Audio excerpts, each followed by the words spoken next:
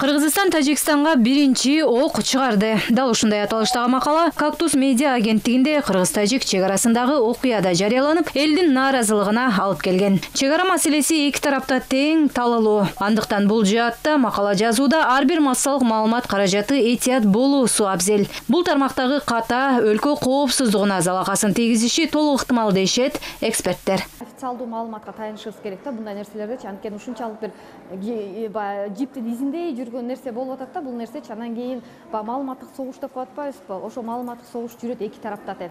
Мисалы тиги өлкөсүндө дагы, бул өлкөдө дагы, ошондо дагы биз акырын илдеттүү нерселерди жазышыбыз керек да, анткени деген чек ара маселеси көрүп атасыздар, аябай жаман кооптуу маселе болуп атат.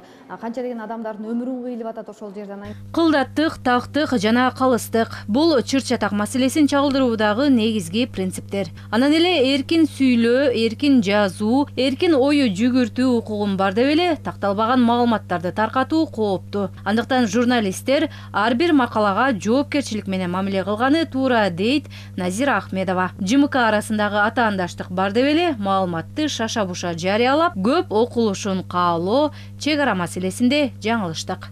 Эң биринчи нерседе бул журналисттердин жоопкерчилиги. Анткени деген биз деген бир допустим сайт болсо, экинчи сайттан эртерээк ошол информацияны жазып коебуз деп эле шашып баягы информацияны берип коюп атабыз, бирок ал маалыматты биз текшерген жокпуз. Анан ошондон улам ар кайсы сайттарда туура эмес маалыматтар кетип калып атат. Бирок эч ким ал журналистти жоопкерчиликке тарткан жок, сен ушуну туура эмес жаздың деп.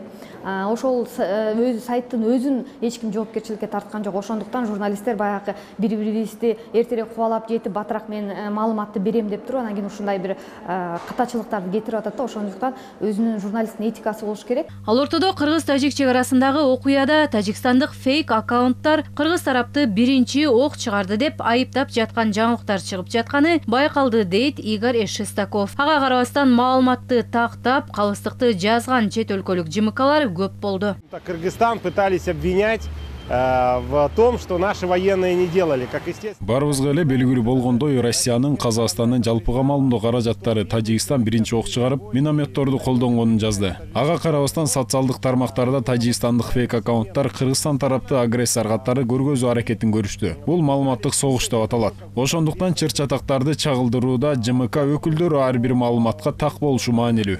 Кактус медиа агенттигинин окуясы башка жалпыга маалымдоо каражаттары үчүн сабак болушу керек дейт эксперттер. Маалымат таркатууда сөз эркиндиги деп эле жоопкерчиликти унутта калтыруу туура эмес. Эске салсак, Кактус медиа агенттиги жарыялаган макаладан соң жарандар нааразылык акциясына чыгышып, агенттиктин жабылышын талап кылышкан болчу.